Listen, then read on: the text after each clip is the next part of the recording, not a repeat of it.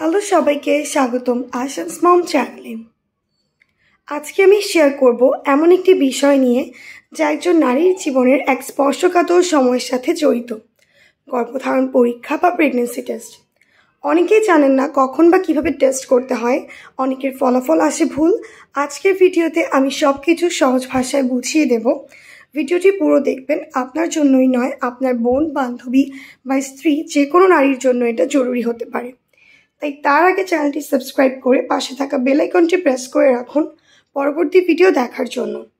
আর ভিডিওটি যদি আপনার জন্য উপকারী হয়ে থাকে তাহলে ভিডিওটি দেখে লাইক দিতে ভুলবেন না, কমেন্ট করে জানাবেন আপনার অভিজ্ঞতা কেমন ছিল, অ্যান্ড ভিডিওটি বেশি বেশি হবু মায়েদের সাথে শেয়ার করবেন। চলুন ভিডিওটি শুরু করা যাক। প্রথমেই আমি যেটা বলবো সেটা হচ্ছে প্রেগনেন্সি কিট কী এবং কিভাবে কাজ করে। প্রেগনেন্সি কিট হলো একটি ছোট ইউরিন টেস্ট কিট যা ইউরিনে HCG নামক হরমোন চিহ্নিত করে। এই হরমোন শুধু তখনই শরীরে তৈরি হয় যখন আপনি প্রেগনেন্ট হয়ে যান। কিটটি সাধারণত দুইটি জায়গা দেখায়, সি মানে কন্ট্রোল আর টি মানে টেস্ট। এই কিটের মাধ্যমে আপনি মাত্র 5 মিনিটে জানতে পারবেন আপনি মা হচ্ছেন কি না। এবং প্রত্যেকটা প্রেগনেন্সি কিটের আলাদা আলাদা ইনস্ট্রাকশন দেওয়া থাকে। আপনারা যখন যেটা ব্যবহার করবেন অবশ্যই তার পিছন সাইডটাতে এটা ইনস্ট্রাকশনটাকে খুব ভালোভাবে পড়ে নেবেন। এতে আপনারা জানতে পারবেন কতটুকু সময় রাখতে হবে এবং কতক্ষণের মধ্যে আপনারা ফলাফল পেয়ে যাবেন।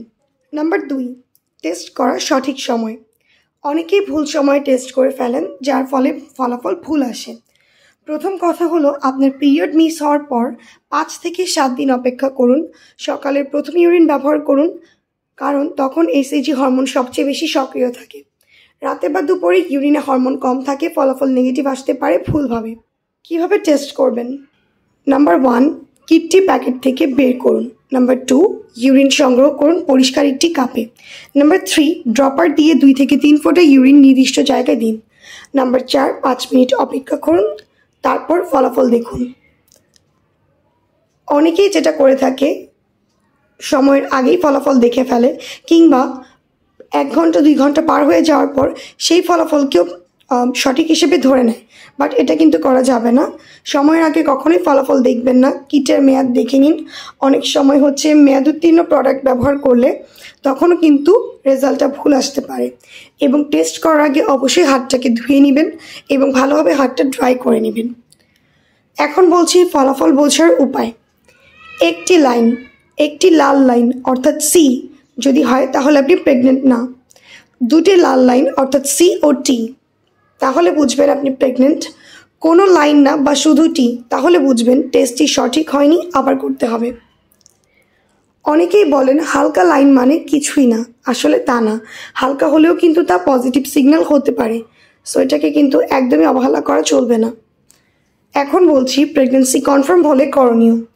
পজিটিভ আসলে প্রথমেই একজন গাইনোকোলজিস্টের সাথে যোগাযোগ করুন। ডাক্তারের পরামর্শ ছাড়া কোনো ওষুধ খাবেন না। ফলিক অ্যাসিড, হালকা ব্যায়াম, পরিমিত ঘুম এগুলো খুব জরুরি।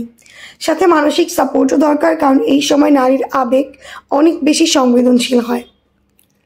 এখন বলবো নেগেটিভ ফলাফল এলে হতাশ না হওয়ার কিছু বার্তা। নেগেটিভ আসলে হতাশ হবেন না। অনেক সময় দেরিতে হরমোন তৈরি হয়।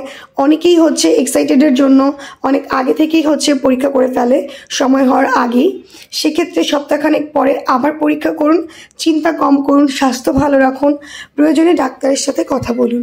আল্লাহর উপর ভরসা রাখুন, তিনি আপনার জন্য সঠিক সময় বেছে রাখেন। আজকের এই ভিডিওটি যদি আপনার একটু হলেও উপকারে আসে তাহলে একটা লাইক দিন, কমেন্টে জানাবেন আপনার মতামত। আর এমনই তথ্যভিত্তিক ভিডিও পেতে আমাদের চ্যানেল সাবস্ক্রাইব করে পাশে থাকুন। আর হ্যাঁ, এই ভিডিওটি আপনার প্রিয়জনের সঙ্গে শেয়ার করুন, হয়তো কারো জীবনের এক গুরুত্বপূর্ণ সময়ের জন্য এটা অনেক বড় সাহায্য হবে।